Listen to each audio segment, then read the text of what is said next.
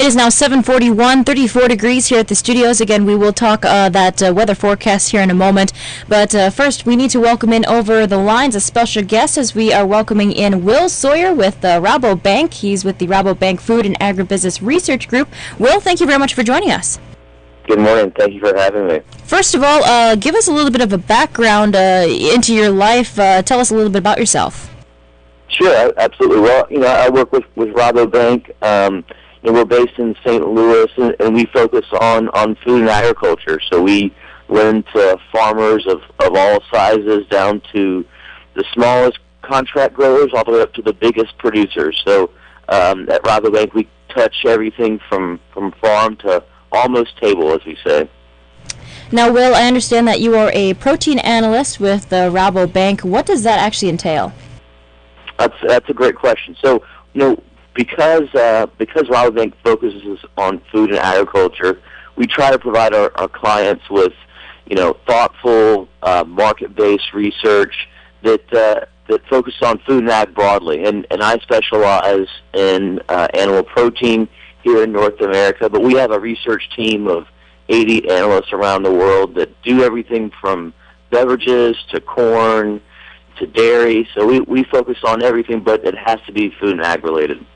And now I actually understand that you're here in the great state of Minnesota. You're going to be talking with a couple of groups later this, later this morning here in Mankato. I guess, what are you planning on speaking about?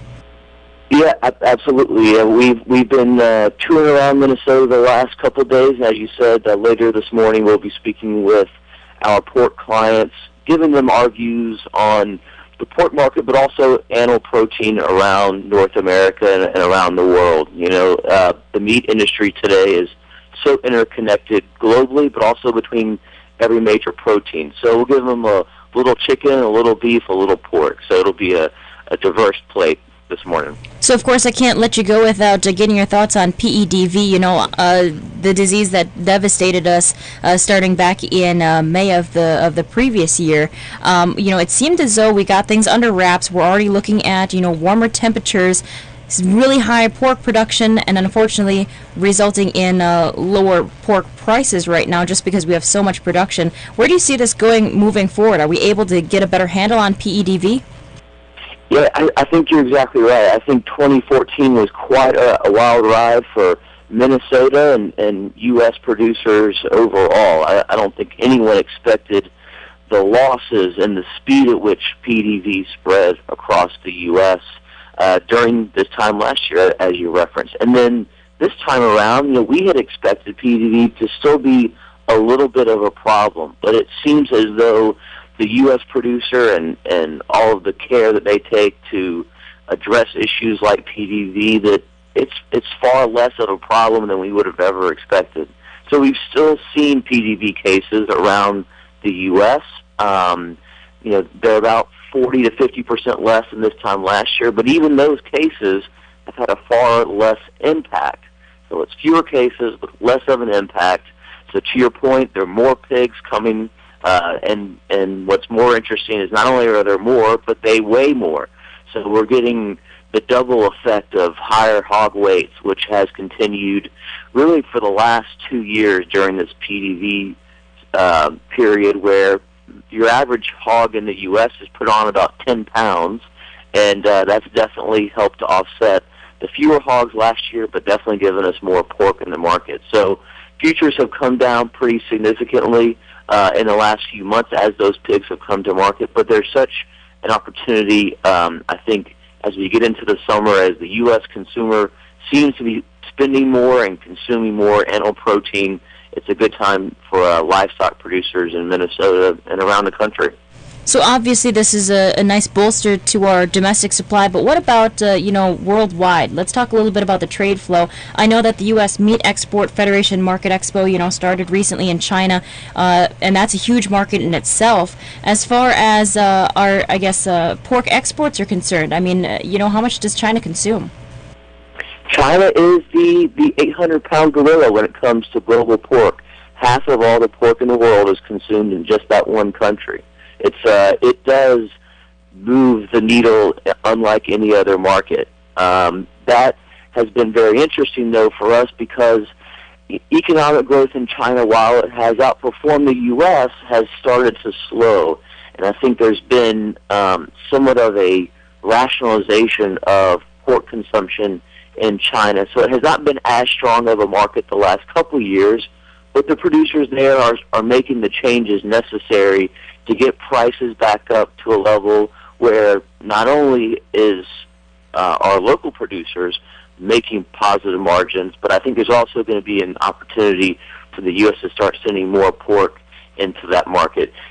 While we think of China as the real opportunity in the long term, in the short term, we can't forget these smaller markets like Mexico and Korea have been really strong growth markets in the last few years. It's a PDV story here, but it's also one there. The producers in both Mexico and Korea have really struggled to deal with PDV, and that's meant more pork exports for us as we satisfy that hole in their supply as well. So obviously a good thing for the United States, but at the same time, are we worried about our own logistics, especially with the issue over with the West Coast ports? They finally got that moving forward, but there's still such a backlog. You're right. That has had a real material impact on the agriculture industry of the U.S. Whether it is exports or even imports of lean beef have also been stopped there at the port. It's going to take some time, to your point. The good thing is that at least on our shipments into Mexico, that's something that has been able to continue. That luckily goes by land rather than by sea, and that's our biggest export customer for U.S. pork. So it has been a challenge. I think as we get into the back half of the year, not only will the port issue have been resolved, but Russia, who has banned U.S. meat as well as other countries, the ban is expected to end in August. At least that's the current plan, and if that does materialize, that'll be another export customer for U.S. producers. And then another key topic we should probably talk on is, of course, bird flu. How is this impacting the swine industry? It's been a very interesting story. Every day there's a new rumor, a new report. It is definitely something that will begin to affect our exports. At this point, it's not really a production issue. We see it much more of a trade issue as countries ban the individual states where bird flu comes up. I think in the end, it's something that's going to hurt our dark meat prices for chicken, but I don't see it as something that will specifically hurt the pork industry at this point. I think that right now, for the U.S. consumer, they're looking at white meat chicken versus pork at the grocery store.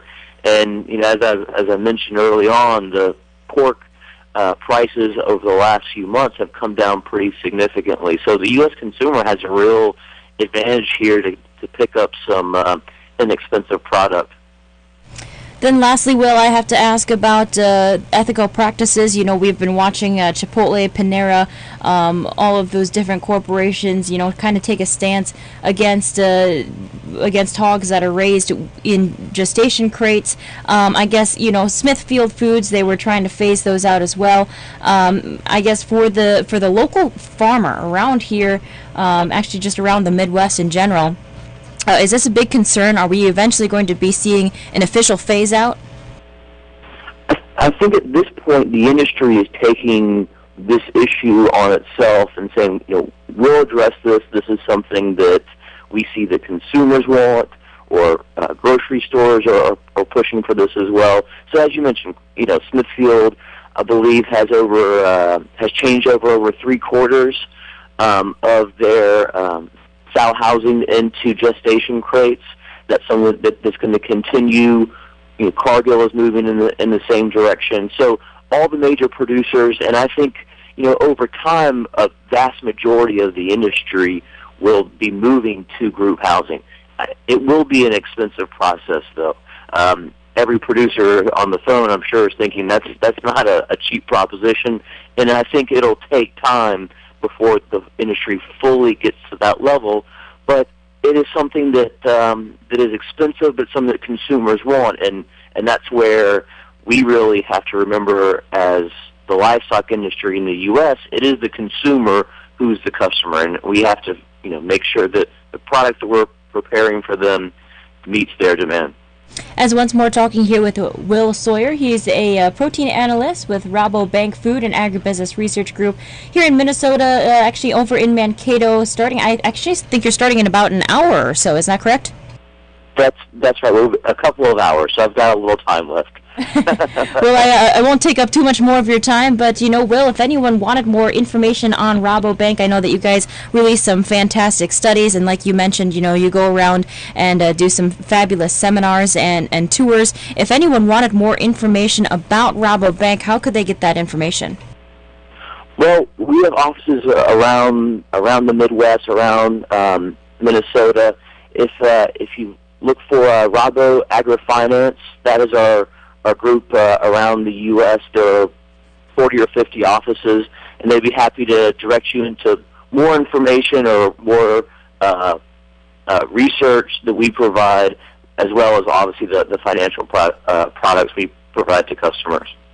And if someone wanted to chat with you in particular, delve a little bit more into animal proteins, maybe the grains and oilseed sectors that we didn't really hit on, or more, can they contact you?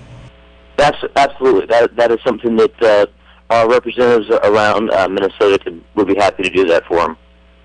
Well, Will, we appreciate the time and the insights. We'll hopefully catch up with you here in Mankato in a couple of hours. Appreciate it. Thank you. We'll have more on KWOA after this.